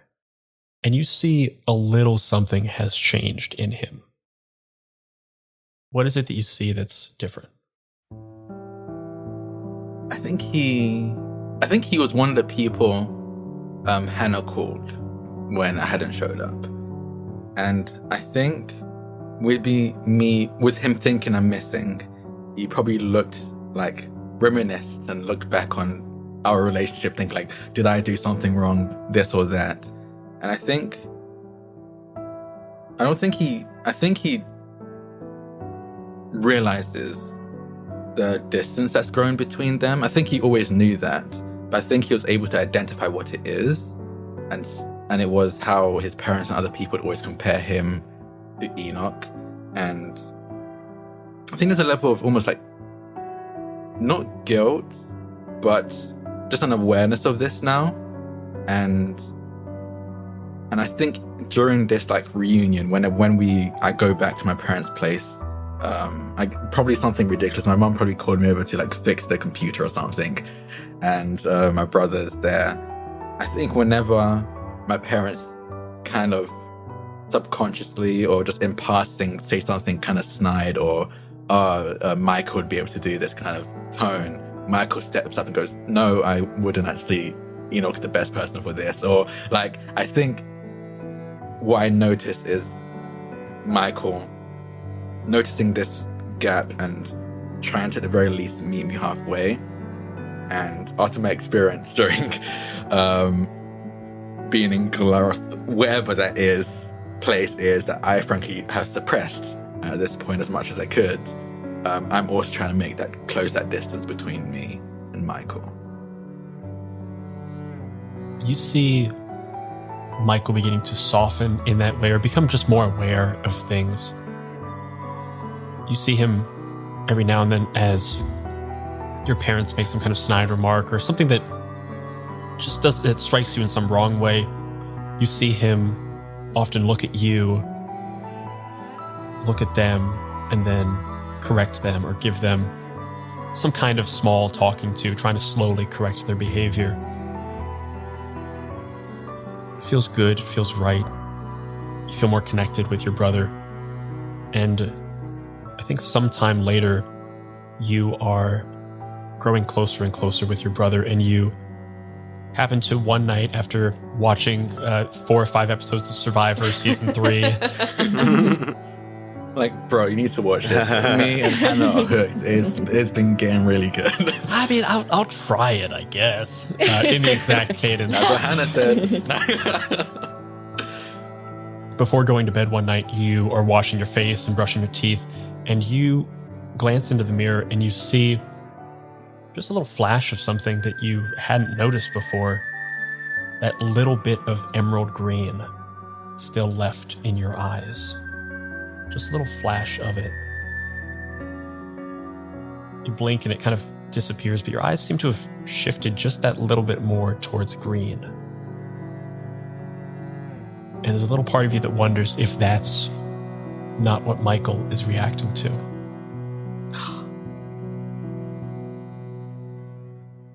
But again, you push those thoughts away, rather not thinking of them and just accepting what is happening. Anna, going to the D6. Mm-hmm. How has this changed Anna? I'd like to cut to some months later for Anna. Yeah, absolutely. If it's okay. Anna has stopped wearing only free promotional t-shirts. Nice. She's now wearing she's still like this big woman, but now she likes it. Instead of trying to hide her kind of shrink down, she just walks around and owns that stature, just knowing that even the slap at Danny at the end, knowing that she is powerful and she has that. She's wearing very tailored clothes, a nice suit jacket.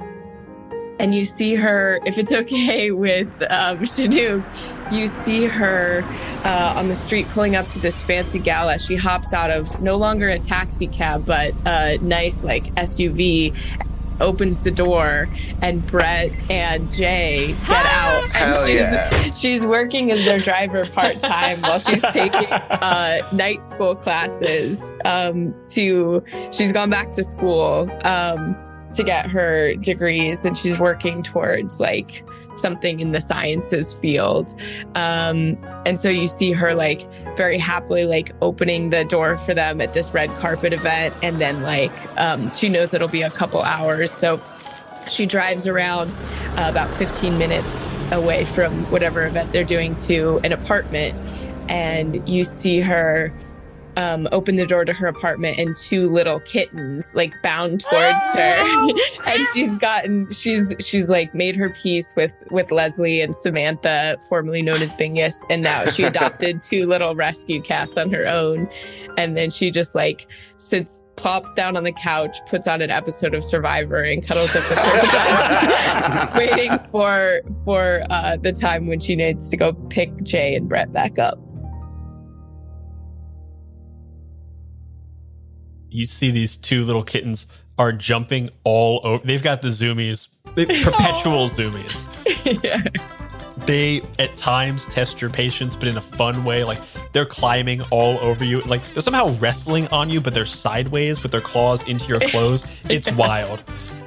What did you end up naming them?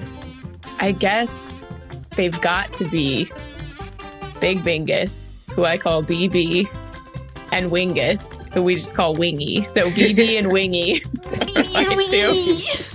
Cats. You see BB and Wingy just running around you. They're jumping on the sides of the couch and are making these leaps that seem as if they can fly. They seem to move just that little bit extra, jumping over top of each other, slamming into each other midair and landing on your lap. Kind of looking around oh, okay, more play.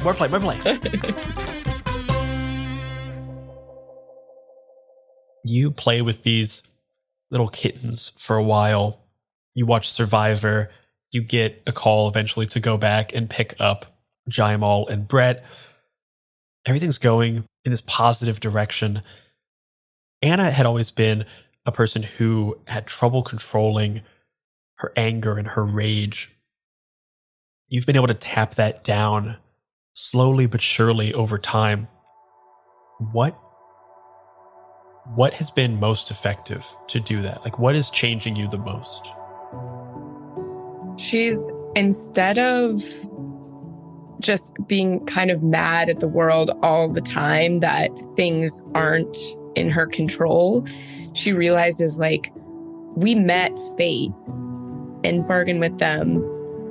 And ultimately, it's like your choices that do matter. So she takes all that energy and rage and just really pours it into her old dreams of like becoming a scientist. And she's just like been studying and like learning. And that's what's helped her. Like her understanding and curiosity and excitement about learning new things has helped her channel and tamp down her anger. If only because it's always a distraction. You vent that energy into a better place, a more constructive place, a place that builds you up rather than tears others down. Kelly. Mm-hmm. Some months later, you find yourself, some months, maybe some years later, you find yourself on the road heading towards a small but nice ceremony, a graduation ceremony. What has changed for Kelly in that time? Whose graduation? Oh, sorry. Graduation for Anna. Oh, okay, cool. I was like, do I secretly have children? I'm also married to Brett. Kelly, you can't really feel a godlike level of trust and have it not have a lasting impact on you. And so Kelly, she's still her, but a lot of that anxiety and stress and need for a sense of control has diminished greatly. It's not gone completely, but it has diminished a lot. And she's still that person who's always going to be prepared. She's still the snack captain. She's still, bringing things to the graduation of like, I read the weather, it was going to be really hot. So she's got like 2 cases of water in the back and coolers and all sorts of things. I think that after this experience, after the game and Glorthalion, she realized that a lot of the security that she had been searching for and steadiness, that the current way she was achieving of just having like a solid routine wasn't actually really scratching the itch of, it wasn't fulfilling her as much as she wanted it to be. And so pivots jobs and she was like an emergency like rescue worker, and now basically takes nursing stints, like traveling around a bunch of places, so that she can constantly be basically bouncing between all of her friends and hanging out and checking in and celebrating with them and like helping Anna study for finals and working with like, I don't know, Jaimal and Brett on like the really cool, set that they're gonna have at their vow renewal that they're inviting all their friends to, and going over and hanging with like Eleanor and teaching her how to play, TTRPG games and of course checking in with like Ned and her parents and hanging out at the Beanstalk, which is now like a bumpin'. It's the hot place to be. Very cool, thriving. Great acoustics. You can hear the music really well, but also hear the partner that you're talking to.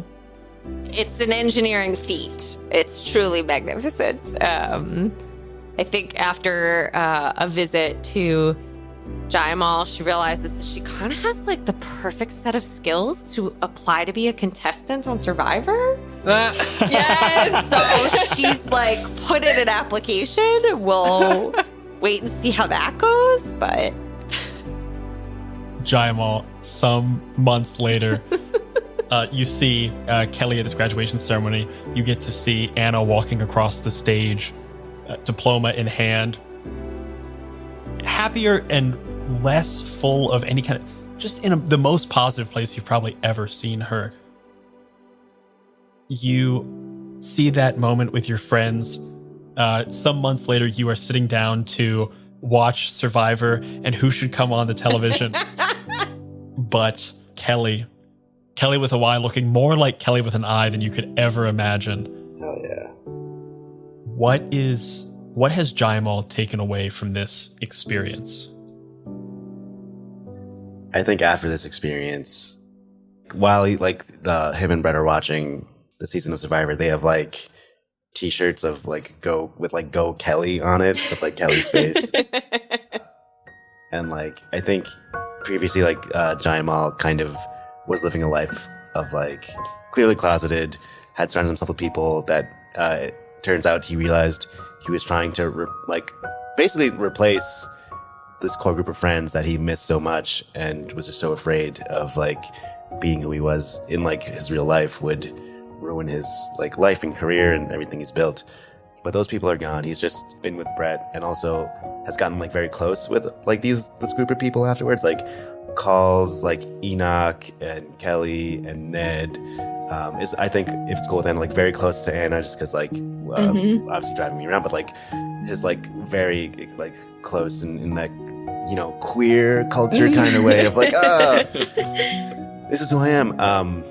And is fully like transitioned from like it all came out in like the second former queer NBA player, whatever, and he's kind of like settled down in his life of like being a house husband, and Brett has started pursuing an acting career and is like acting and stuff. Yay, Brett. Yeah. Finally pursuing like his dreams as he like put his life on pause to support me.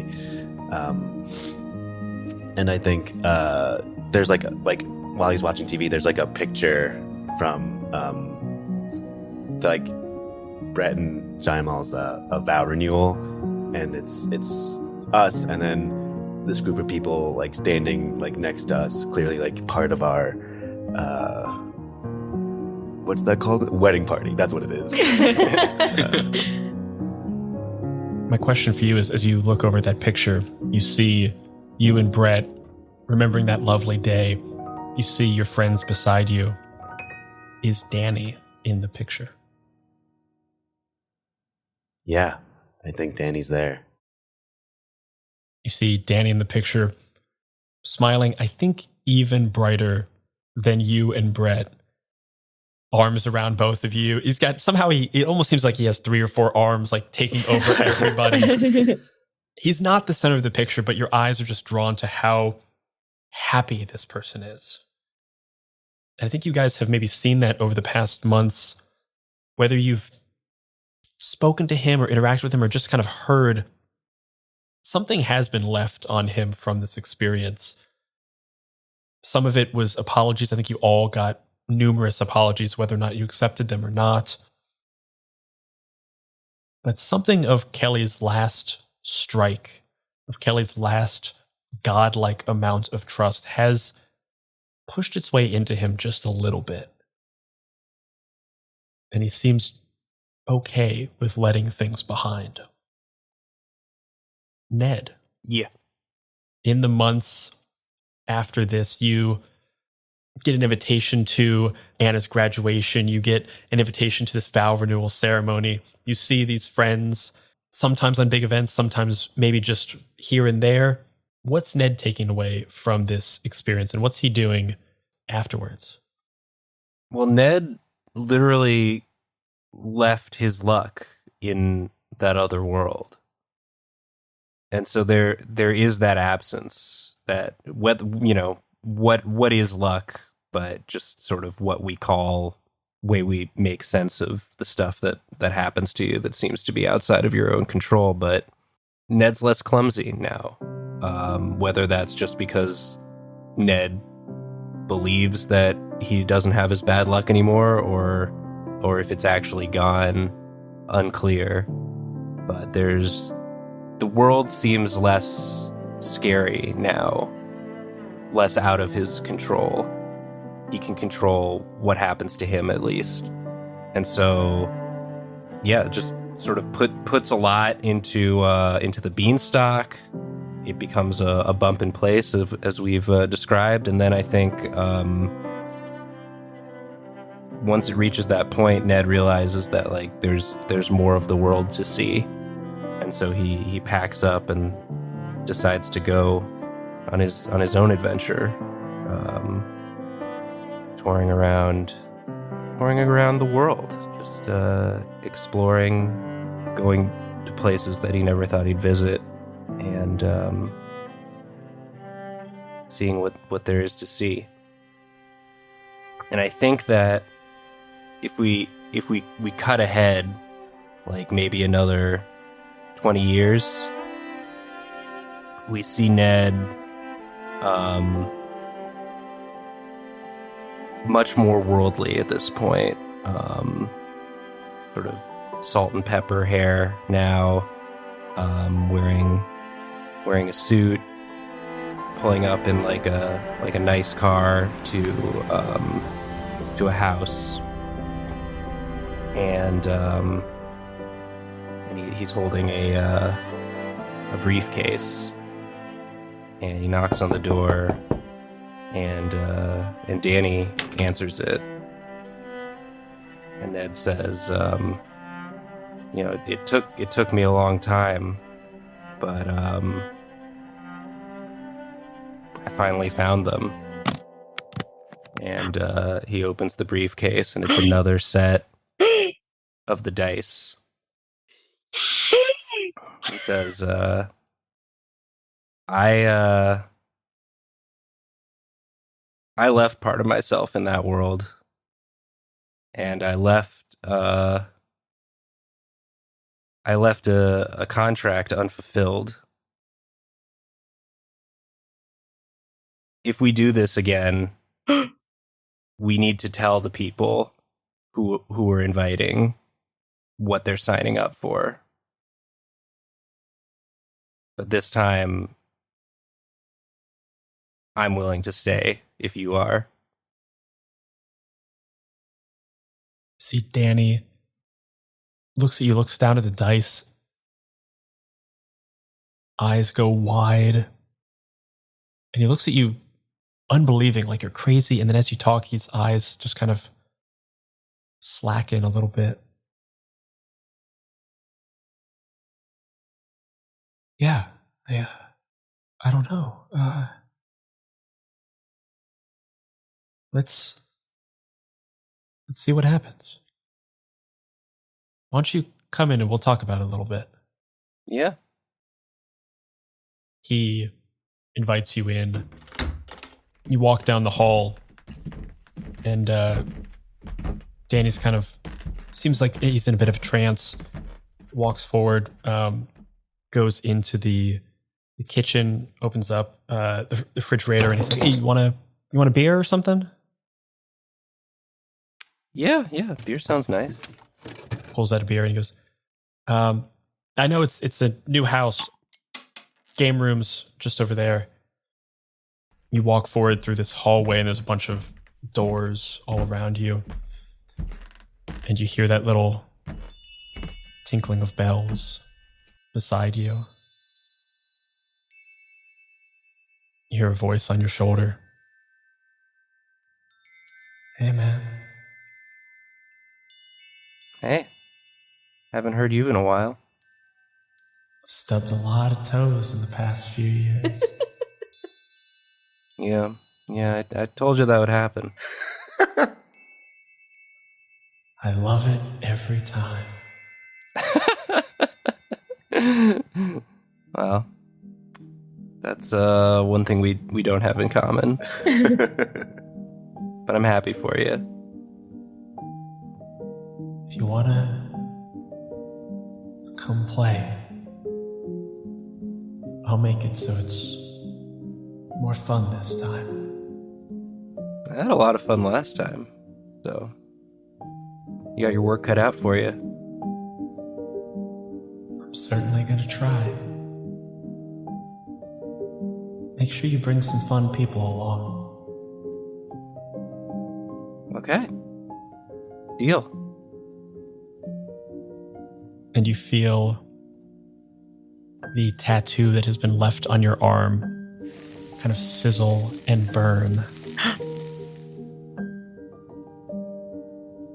Calling it in, man. I turn left.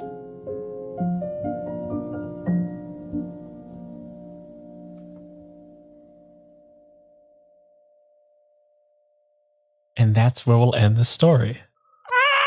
What? Oh my Nathan, god. what an ending, dude. Holy shit. Good ending. Thank you. That was brilliant. Well, I had all of yours to think of it. so- Stunning. Oh my god. Wow. You really fucked me up with that ending. I was like, oh shit, I have no idea. That was so dope. Season 2. Season 2. Season 2. Oh I want to my play, God. if we come back for season 2, I want to play Eleanor. I don't want to get in on this. Yeah. Oh god. Yeah. Hell yes, everybody. Wow. That ruled. That fucking ruled. Yeah. Everybody, thank you so much for joining on this campaign of Die. Real quick, let's just go around the table, let everyone know where they can find you. If you've listened this far, you're going to want to know who these people are and where to find them. So let's make sure everyone knows. Drac, our dictator, do you want to start? Yeah, you can find me on Twitter at Draconics. That's DRAKONIQUES. I stream on a bunch of different channels, a bunch of different actual plays. So honestly, following me there is the best place to find out what I'm doing at any given moment. Honestly, I don't know when this is coming out, but a project I've been working on for a while might be out when it does. But I still can't say anything just yet. So just follow me on Twitter. I'll be tweeting about it nonstop when it's a thing. Hell yeah. It's been so much fun playing this. The game's so fucking fun. Carolyn, our fool. Yeah. You can find me actually fooling around in real life on Twitch at Jacuzzi Tubs with 2 B's. That's my handle everywhere. Instagram, Twitter, TikTok. So you can find me there. You can find me writing and acting in doing a bunch of comedy stuff with Dropout, a streaming platform that's a ton of fun. And you can also find me on every Wednesday night on YouTube, on the You Jokes YouTube channel, hosting Fuck, Marry, Kill Champions, which is a competitive Fuck, Marry, Kill game show, which I'm hoping some of you will be on sometime. Ooh, I think that could hell be a yeah. lot of fun. I've been on. It's a lot of fun. Yeah. And you can also sometimes catch me on Nathan's show, Drawfee. Oh, yeah. Yeah.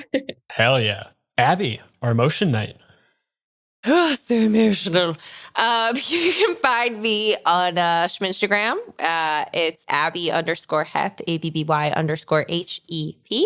You can find me on other seasons of My First Dungeon on the 20 Side Podcast. You can find me on what will hopefully have launched Sounds Funny Radio, an improv comedy podcast that will either be out or be coming out shortly. And also, you can probably find me in the comments stalking all of these lovely people and saying all the nice things. We love it. Chinook, our Neo. You can follow me on Instagram at Shnook. It's just my first name, SHENUQUE. You can see me perform in the comedic murder mystery, The Art of Killing It. We have an open-ended run, so you can come probably whenever. And then you can also see me do stand-up in New York, usually, sometimes other places, but follow me on Instagram for dates. Also on the My First Dungeon, other seasons. I've been here a few times. Hell yeah. I love you all. Check out his, what's the, you ran, what did you run? Oh, Honey Heist. Yeah. Honey You gotta Heist, check out his yeah. Honey Heist season. Oh yeah, Nathan, you were on that too. I was on that one also, yeah. Great season. Can't get rid of me. And Nathan, our Godbinder, where can people find you? Drawfee Show on YouTube, and I also stream on my own Twitch channel, Nathan's Other Show. If you want to watch me play games, mostly Marvel Snap these days, but who knows what I'll be playing by the time this comes out. But watch Drawfee. It's a improvised comedy drawing show that I do with my friends. And they have a Patreon too. And we have a Patreon. That's the true. best Patreon in the world, besides Yeah, this you- one that for the show. 2 best Patreons in the world. You can watch the show before you decide whether you want to support on Patreon, but we do appreciate the support. Oh, and shout out to Elliot Davis, our lovely co-producer. Yeah. Oh, good. I've been dying to reveal myself. And if you like this show and want to follow us, you can find us on Twitter at MyFirstDungeon. Seriously, thank you so much, guys, for coming on this. This was an absolute blast. Love this game. Thank you to Kieran and Stephanie Hans for making this game. Thank you to Grant and Rowan Rook and Deckard for putting it out. That is all for this game of My First Dungeon Die. The saddest of all things. I don't want it to end. Yeah. The game is over, but you can tune in next week as I'm going to be discussing this awesome game and wrapping up this season. And last but not least, remember, if you're having fun, you're already doing it right, everybody. Bye-bye. Bye-bye. No, I'm still not on board with it. Get on board. It's the last episode. Bye-bye. Yes, we did it. Incredible.